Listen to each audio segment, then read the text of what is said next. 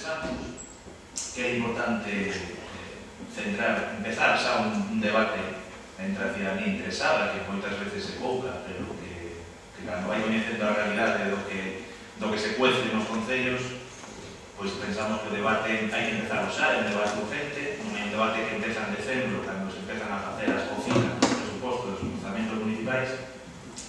E nos aquí, a nivel local, queríamos un pouco tamén empezar ese debate, un debate colectivo e aberto, como son todas as propostas políticas de Esquerda Unida, que sempre saen de debate coa cidadanía, e sobre todo porque hai unha situación crítica na maior parte dos concellos do Estado español, unha situación crítica que levou recentemente a 400 cargos institucionales de Esquerda Unida a plantarse nas portas do Ministerio para exigir precisamente o que vamos a falar hoxe, o que vamos a intentar centrar dentro dunha política, dentro dunha visión un pouco do que temos na lista de Esquerda Unida, que son os orzamentos municipais, e sobre todo os orzamentos municipais nun tempo no que o principal actor económico dos concellos, que era o ladrillo, se tambalea e desaparece prácticamente da planificación económica.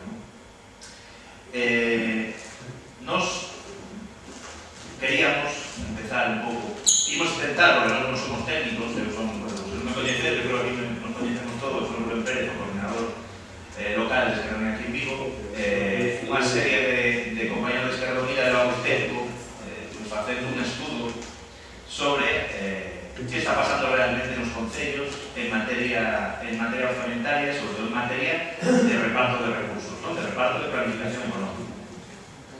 Esquerda Unida é unha forza que se define municipalista, é dicir, unha forza que ten claro que os concellos, como institución máis cercana á cidadanía, pois son o principal actor e intermediario administrativo entre a cidadanía e as administracións públicas.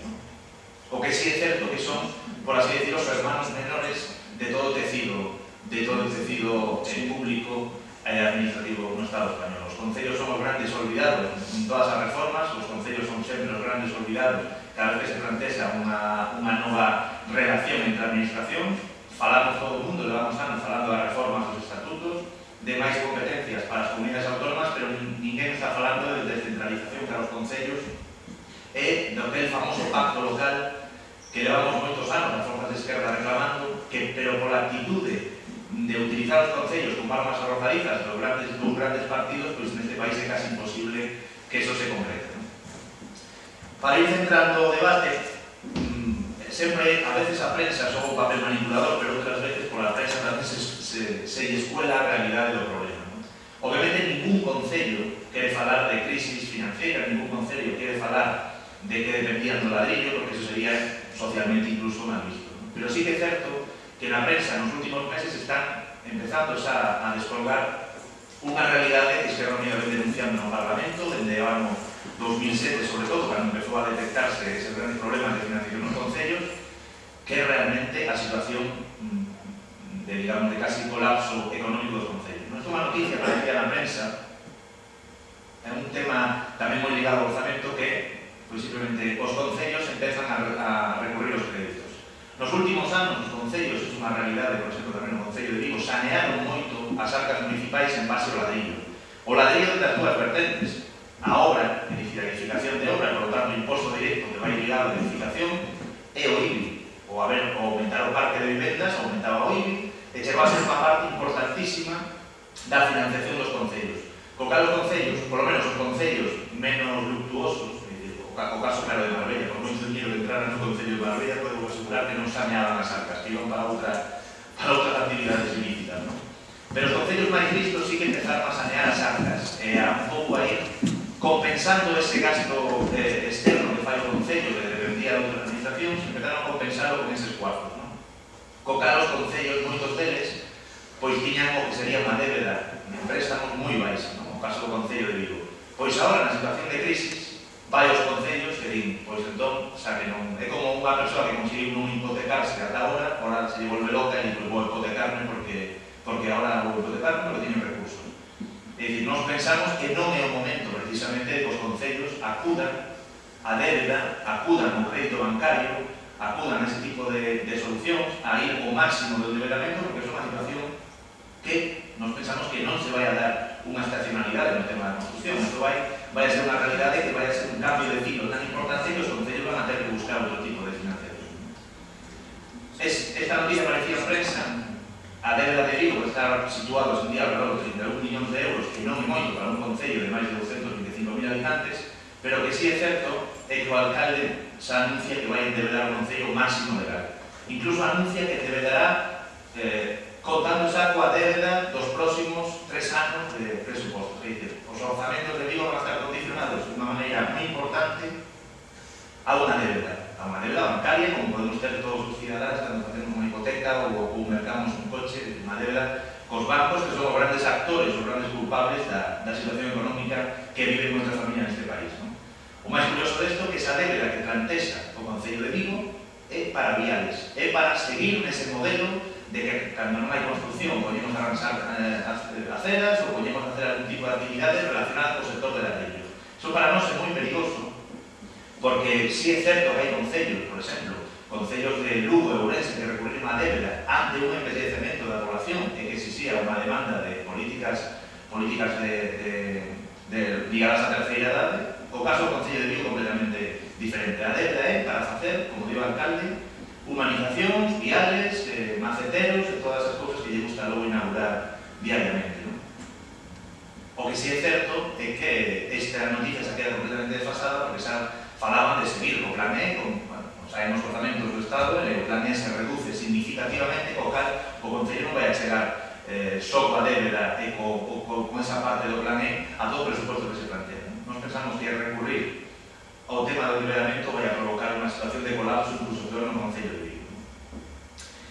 Eso parte, o problema parte para nós dun análise que é como funciona administrativamente un Concello.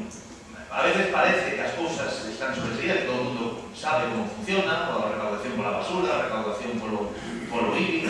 Nos, sabendo que todo o mundo, máis ou menos coñece o funcionamento dos concellos, sí que é certo que os orzamentos moitas veces esconden unha realidade e nos levamos anos denunciando, porque nós tamén somos unha forza con máis de 400 alcaldías, con 4.500 concejales en todo o Estado, con moita xente na Diputación.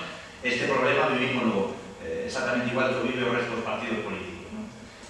A Federación Española de Municipios e Provincias fixo nos anos, sobre todo ata o ano 2003, porque sí que é certo que a partir do ano 2003 os concellos empezan a ingresar moito diñeiro pola construcción, empeza o boom inmobiliario e as contas non estaban tan claras. Ahora empezan a haber casos de corrupción, intervencións en concellos como era recentemente no Vecido. Os concellos empezan a ocultar moita serie de datos. Pero sí que é certo que ata o ano 2003, a través da FEM, se fixeron estudios moi importantes sobre un análisis de como se financiaban os concellos no Estado español.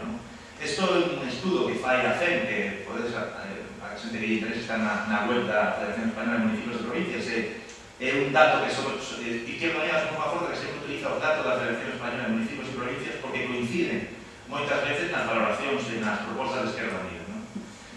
Isto é unha distribución evolutiva do que son os presupostos. Eu sinalei dous en vermello para que un pouco centremos o debate.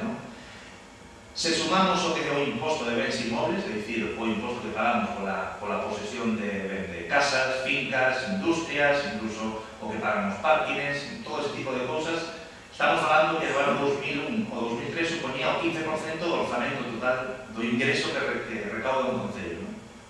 Sumado ao outro 4% que son as típicas licencias de obra. Moitas veces demagógicamente, sobre todo partidos moitas veces non representados nos concellos, pues utilizan las licencias de obra, son la corrupción. O caso das licencias de obra, moitas veces o peso da licencia en sí no orzamento é moi baixo. Moitas veces o que é maior é o feito de construir a vivenda porque vai generar un imposto que é o IBI.